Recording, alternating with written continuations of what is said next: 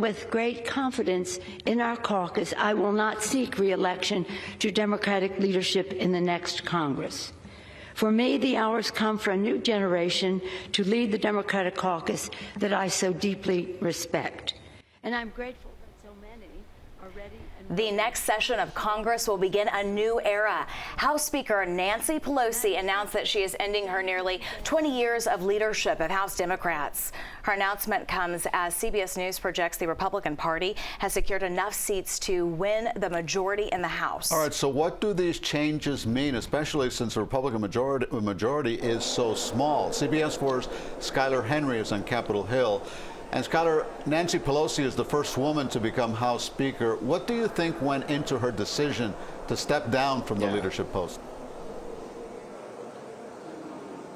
Well, hey, Elliot, Naja, good to be with you both. I think on one hand, you have to take a look at what the Speaker said in her remarks on the House floor, signaling that now is the time to look ahead to the future of the Democratic caucus. She actually said that, going on to say that the hour has come for a new generation to lead the Democratic caucus. On the other hand, you have to remember that her husband, Paul, was attacked inside their home in California just a month ago, where the suspected assailant was looking for her. And, of course, that follows weeks, if not months, of violent rhetoric surrounding House Speaker Pelosi.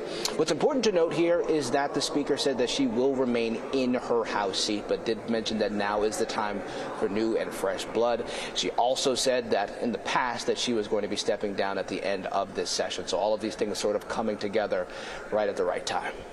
And you can't help but wonder how those recent events impacted her decision. But tell us, are there any front runners to replace her as House Democratic leader?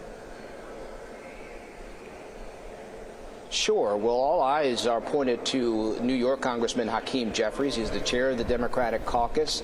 In fact, the number two in terms of party leadership, Steny Hoyer, has signaled that he will also not be running for re-election in leadership, and said that the Congressman Jeffries is actually qualified for the job. Also said that he is skilled and capable. We should also point out Congressman Jim Clyburn of South Carolina also threw his support behind Congressman Jeffries, while also mentioning a few other names, Representative Catherine Clark of New York and Pete Aguilar of California as well, all signaling that now is the time for new and fresh blood in the Democratic caucus. So it'll be quite a new look in terms of leadership this next session.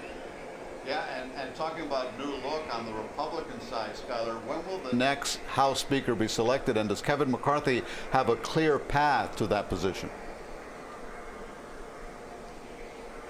Sure. Well, the vote will be on January 3rd. That's when the new Congress is sworn in. But in terms of Congressman McCarthy, in terms of a clear path, that remains to be seen. Earlier this week, Republicans voted to nominate McCarthy to be their next speaker, but it's important to note that he does not have the full support behind in terms of the Republican caucus. That vote at a secret ballot in terms of the House Republican caucus was about 188 to 31, signaling that he doesn't have full support of the caucus. That's important because Republicans would only have a slim majority in the House, and McCarthy would only be able to afford a few defectors before something like that were to happen. And so I think it'll be interesting to see if he is able to gain the support of those few who did not vote for him earlier this week, especially if he wants to become the next House Speaker.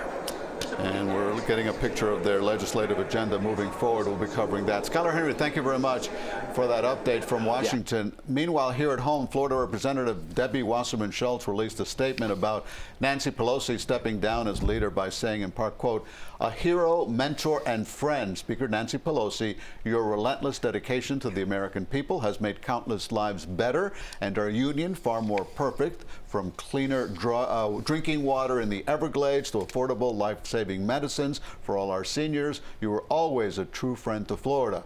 And as the first woman to wield the gavel in the House of Representatives, every little girl now sees through your eyes that there are no limits to what she can accomplish."